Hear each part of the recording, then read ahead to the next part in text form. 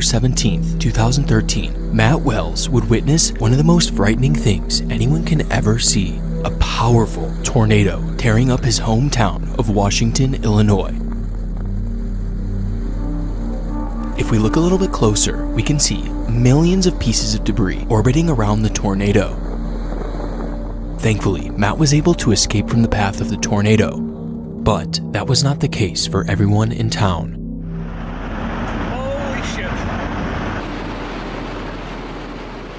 This is the full story of the Washington tornado. 6 months earlier, in May of 2013, two of the most infamous tornadoes would touch down in the Oklahoma City area, the Moore EF5 and the 2.6-mile-wide El Reno Beast. While both of these tornadoes were extremely unique, they did both occur in May, by far the most active month for severe weather in the United States. And as the year drew on, summer came and went, leading to fall, a season that's not typically associated with tornadoes, especially in the Midwest. However, in mid-November, the forecasters at the Storm Prediction Center were monitoring a very powerful jet streak overlapping an area with extremely warm and moist air in Illinois and Indiana. Despite it being mid-November, all the ingredients for a severe weather setup were taking shape, and as a result, the Storm Prediction Center would issue a rare high risk for a 30% chance of tornadoes centered on Illinois and Indiana. And on the morning of Sunday, November 17th, while most were going about their day, whether it was at church or shopping at a mall, storms would initiate across central Illinois. The high risk was underway. Meteorologists monitoring the situation would take note of a dominant supercell near the city of Peoria, Illinois, and would issue the very first tornado warning of the day. And at 10:52 in the morning, a tornado would touch down right on the Illinois River. The tornado would continue northeast at 52 miles an hour, initially traveling over open fields. However, it was rapidly closing in on the town of Pekin, Illinois. Pekin, if you are in the path of this cell, now is the time to take shelter.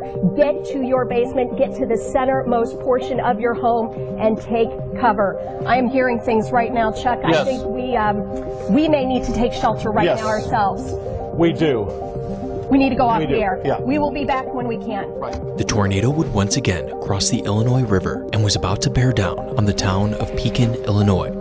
The moment the tornado moved into town was captured on video, and while it only appeared as a dusty circulation, it would produce EF2 level damage, affecting over 179 homes, 6 businesses, as well as injuring 10 residents, which could have been much worse if it weren't for the tornado warning issued by the National Weather Service prior to the tornado entering town. 4.5 miles after touching down, the Pekin tornado would lift right on the doorstep of the Henderson Funeral Home, and while this circulation had died, the day was far from over.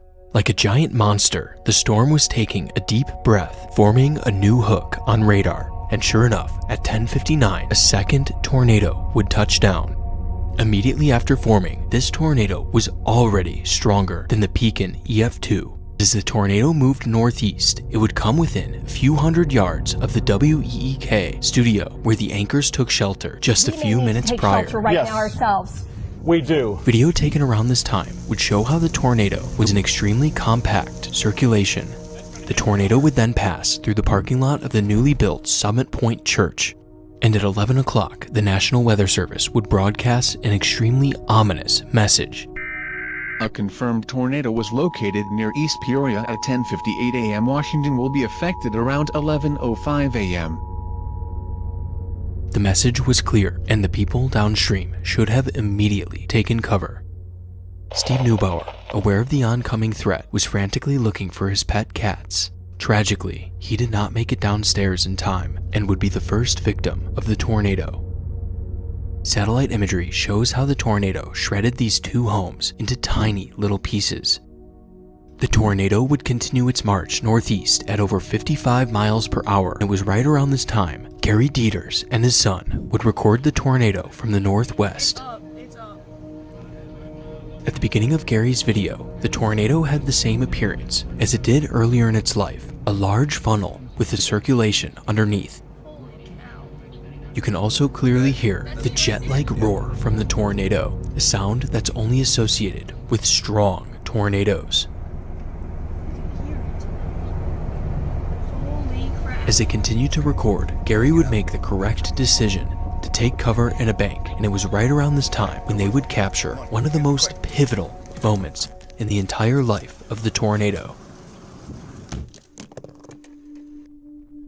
To the southeast of the tornado, a secondary vortex would merge with the main tornadic circulation. This process would rapidly intensify the tornado, making an already bad situation even worse. From this moment on, the tornado would produce an unbroken swath of high-end EF4 level damage. Sadly, Army veteran Charles Kuntz was caught right in the crosshairs. He would initially survive, but in critical condition. 6 weeks later, Charles would pass.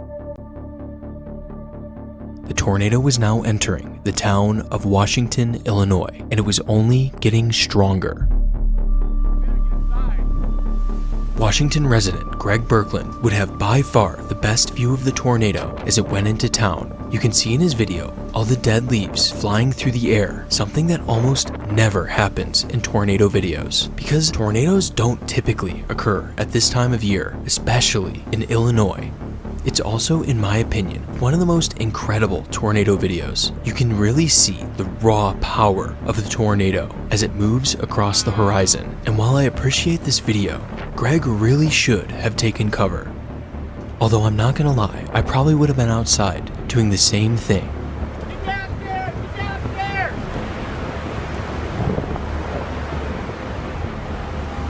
The tornado then crossed Washington Road and was now moving into the much more densely populated part of town.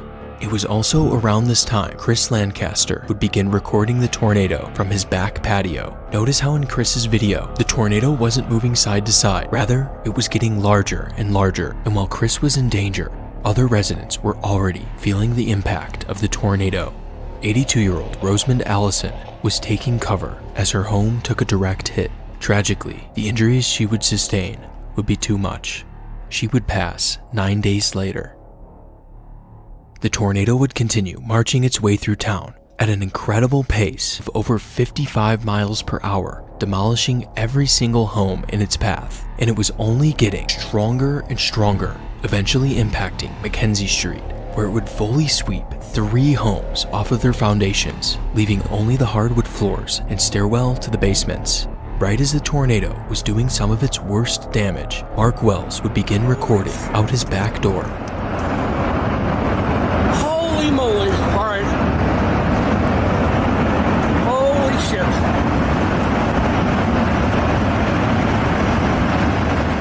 All right, I gotta go. I'm coming, honey. Mark would make the correct choice and take cover in his basement with his daughter Josie.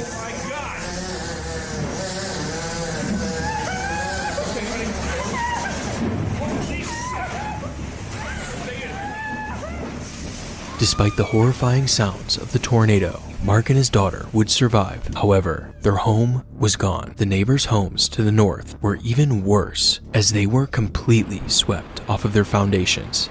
Now, going back to Chris Lancaster, who is still recording the tornado from his back patio. And as the tornado got closer and closer, the winds would get progressively stronger and stronger, until it became too much and the home would catastrophically fail, sending Chris flying.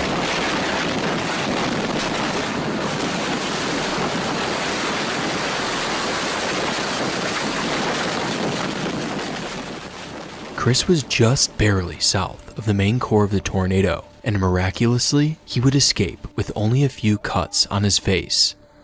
The tornado was now leaving Washington, and it was at this moment Matt Wells began recording his encounter from the north, directly in the path. But he was making the millions of pieces of debris swirled around the tornado, almost resembling confetti. However, this confetti was fragments of homes from the town of Washington. This video is, in my opinion, one of the most incredible tornado videos ever captured, and it shows just how strong the Washington tornado became. Now, compare this to what it looked like right before it hit town. The difference is ridiculous.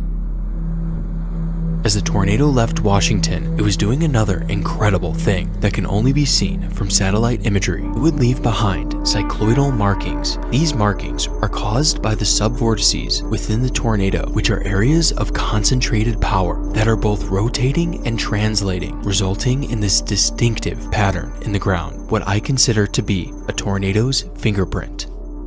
After over 12 miles, the tornado was still going strong. Meanwhile, back in town, the people of Washington emerged from the debris. I got her.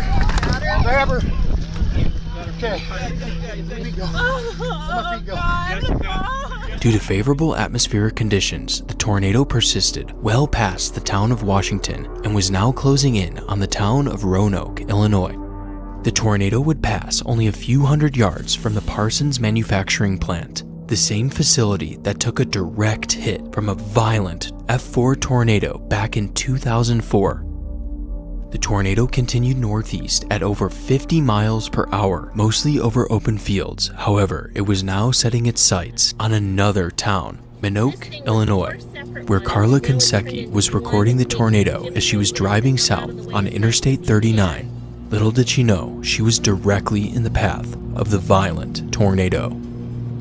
Carla would barely escape the tornado's wrath as the core of the tornado passed only a few hundred yards to the north. We're getting hit with some hail, some debris.